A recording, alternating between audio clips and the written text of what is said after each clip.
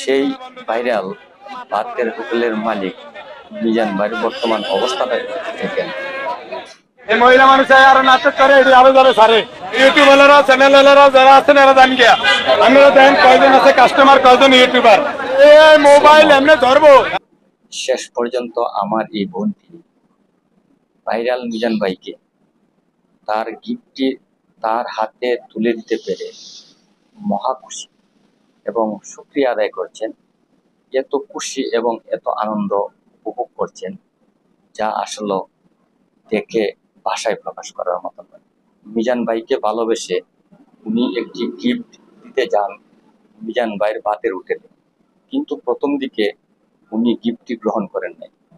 শেষ পর্যন্ত যেভাবেই হোক শেষ পর্যন্ত সেই গিফটটি মিজান ভাই গ্রহণ করেছেন।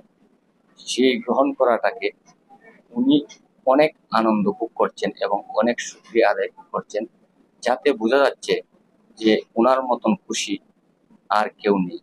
সেই গিফটটি দিতে পেরে উনি মহা খুশি, মহা আনন্দিত। একটু যদি দেখেন। তো এটা আমার একটা অনেক বড় পাওয়া, যে না সে গিফটটা রিসিভ করছে, সে আমাকে সম্মান জানাইছে।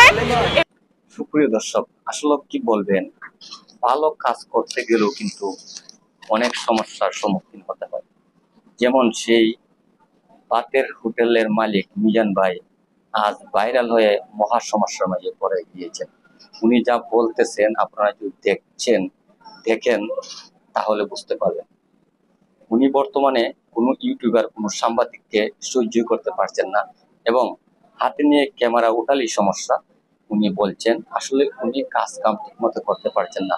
আজ ওনার ভাতের হোটেলে শত শত মানুষ, সেলিব্রিটি গিয়ে হাজির, ওনাকে কাজ করার মতো সুযোগ সুবিধা নেই।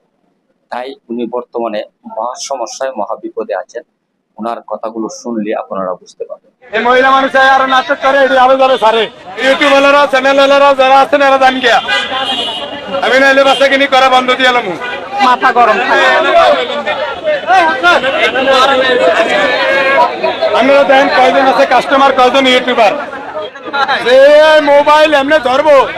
যাক, শেষ পর্যন্ত গিফটটি নিয়েছে, তার আনন্দ দেখে আমারও আনন্দিত।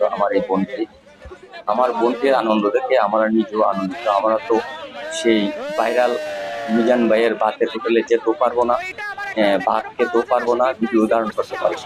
তাই ভাবলাম দোকানে বসি একটি ভিডিও ধারণ করি সকলের উদ্দেশ্যে, তাই ভিডিওটি কন্টিনিউ করলাম। আমার এই বোনটির আনন্দ দেখে নিজেও আনন্দিত। সকলে একটু লাইক, কমেন্ট, শেয়ার করে সকলকে দেখার সুযোগ বলে আমি আমার ভিডিও থেকে এখানে বিদায় নিচ্ছি। সকলে ভালো থাকুন, সুস্থ থাকুন। আসসালামু আলাইকুম।